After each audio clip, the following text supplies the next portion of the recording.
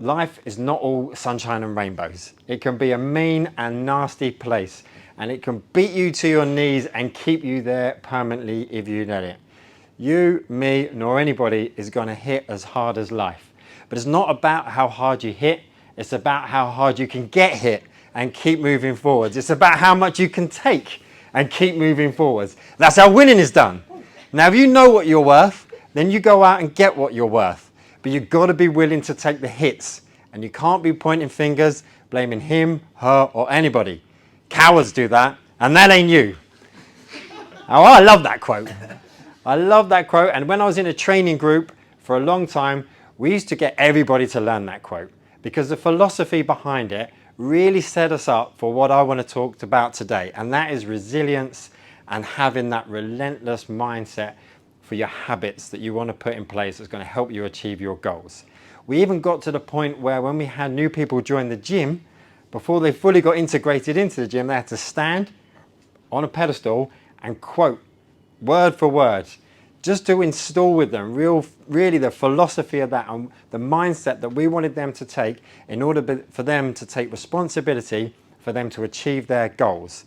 And everyone in that top training group went on to represent Great Britain, and we had the most number of athletes in the top division in the country for our sport, starting with very few people.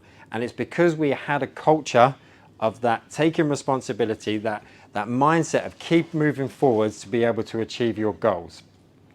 And I want to talk about two key things today, one of them being resilience, and the second one being a theory of mine, the winning show garden theory.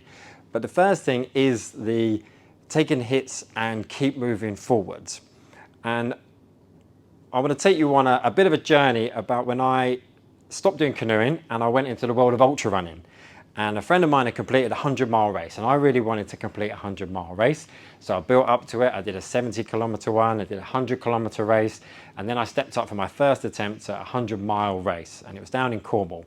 And I thought I'd done enough training for it. I was sure I'd done enough training for it. I was very confident, and I went into it, and it was going great. I was strong through the day. I was strong all the way through the night. When the sun came up for the next morning, I felt like I could push on. And I got all the way to 93 of the 100 miles, and I was done. I was out. I felt like I couldn't walk. I felt like I couldn't see properly, and I ended up stopping there. And I got in the car, and I drove to the finish, handed in my number, let them know that I'd quit, and felt awful. I was just so gutted. I was so disappointed, and I was a real low. And I had people saying, oh, don't worry, you did all right, it's your first one. Like a lot of people struggle on the first one, but I felt like I'd done enough. That's why I was so disappointed. And then I kept thinking, because the next day, I felt 10 times better than I did when I stopped, or I thought I did. So I kept thinking, well, why did I? Could I have carried on going? So then I quickly got online and booked into another 100-mile race. So it was my goal. That one was in January, and I booked into one in July. And attempt number 2, I set about on the North Downs Way 100 miles. And this one, I only made it 70 miles until I stopped. And my knee hurt, and I decided my knee hurt far too much. I was going to cause more damage, and I was going to have to bin off this race as well. Again, retired. And I got to the point where I thought I was just a fraud. So in my mind, I was an ultra runner now. But I wasn't an ultra runner because I couldn't finish a bloody race. So I was thinking to myself, you need to sort yourself out, Keith. And I found another race to book into. So attempt number 3 I'm on now.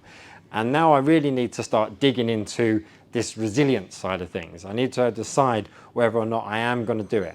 So I had a bit more clarity on what I wanted to achieve. And I set about that one with a real mindset and the people supporting me of, I either need to get to the finish line or you have to drive me to the hospital and explain to them why we've arrived at the hospital. I wasn't allowed to wimp out of this one. I wasn't allowed to stop just because times were getting tough. And I finished that one and I felt like it set me up really well. And I went into my next challenge, which was to go back to the first one, which was harder, and make sure I finished that because I felt like I had unfinished business. And I'd increased my training and I put my entry in, so I'm back to January the next year, and I was up to running 150 kilometers a week. I felt strong, I was ready for this, and I entered into this race and I was ready to go back to it to have this unfinished business. And then 1 week beforehand, I decided that I'd turn into a superhero level 1, and I jumped from one set of rocks to another set of rocks, and twisted my ankle and smashed it into the ground just 1 week out before my race. So I spent the week contemplating on whether I could walk, whether I could run at all, and I struggled for that for the first few. And you can see by the picture on the screen, that's my ankle, what it looked like on the morning of the race. And I decided that I had to dig deep. I had to really understand why I was doing this race, what I wanted to achieve. And this is the important part for me about resilience. It isn't about how hard you get hit. It's about how hard you can get hit and keep moving forwards. We can be hit, we can take criticism, we can take advice, we can take knockbacks, but that isn't necessarily resilience for me. That just makes you tough, that makes you thick-skinned. Resilience for me is your ability to then keep moving forwards. And my mindset that I took into this race is I just need to get to the end.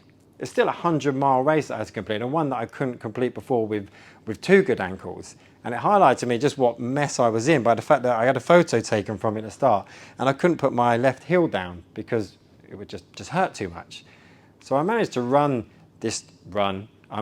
some of this 100-mile race and drag myself to it, and eventually I did push myself all the way to get to the finish line, and I ended up losing the toes on my left foot, and some of them, toenails on my left foot. Didn't lose my toes. That would be extreme. Certainly wouldn't be running again after that. I lost my toenails along the way, some on the left foot, some on the right foot, but I had it really clear in my mind what I was trying to achieve, and more specifically, why I was trying to achieve it.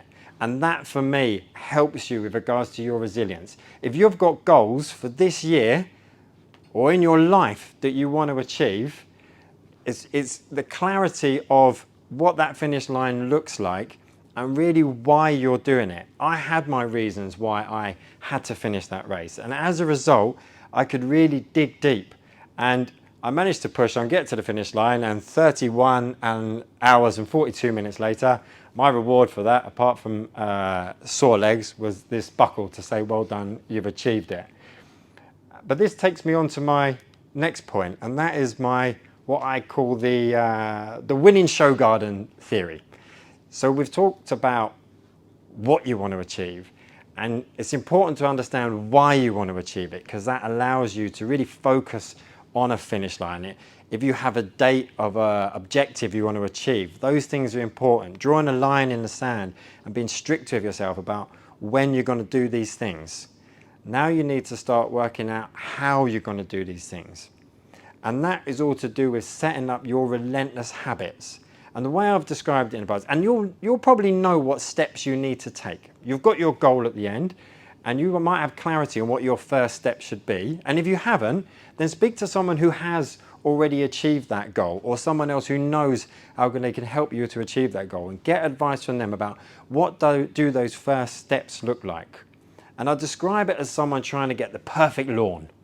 And for your show garden, you've got this vision of this immaculate lawn. And every day that you do your positive habits that takes you one step closer to achieving your dream goal, you get given 10 perfect blades of grass. And you lay those 10 perfect blades of grass into place. And that's the start of your award-winning lawn. And then the next day that you take a positive step with the right habit to achieve that, you get another 10 immaculate blades of grass and you put them next to where you went before. And at the end of the week, you have not got an award-winning garden. You've just got a small tuft of grass. But if you do that over and over again, if you have habits that you can establish and work towards every day, or if it's multiple times a week, and that doesn't matter if you're developing a skill, if you're learning a language, if you've got a course that you're doing at the weekends, if you're just going to the gym, whatever, if it's listening to a podcast on the way to work, or you're using audiobooks, whatever it is that's helping you to achieve your goal, you need to map that out and be strict with yourself. And have the mindset that every time that you get distracted or you decide not to do it, someone's stamped on your immaculate grass and you're back to where you were before. And that's the mindset that you've got to have. Because every time you go to the gym, you don't suddenly wake up strong. Overnight, successes don't happen overnight. Quite a popular saying. You work and you work and you work. And as long as you establish those habits and you get those 10 pieces of grass, and you don't expect to achieve something within 1 week, you don't expect to cash in on it after 1 month. But if you set a stall out in 100 days time and think, I'll only look back on what I've managed to achieve 100 days later or 1 year later, then you will have made significant progress. If you do anything, if you practice anything every day for 100 days, you will have made significant progress on that. To becoming an expert or to achieving your goal, you'll be so much closer if you relentlessly work on that. So in summary, resilience isn't about how well you can do on a great day. It's easy to do well when everything is going your way. For me, resilience and this success from how great you can do on your worst day. So when you've got distractions, when someone says, why don't we go to the pub? Now, if you've scheduled going to the pub, then do that. But if you've decided, no, you're going to go home and you're going to do a course, or you're going to go to the gym, or you've got a lesson you need to do, or you need to stay late because you want to finish something up because it's going to help you achieve your goal, then stay on that.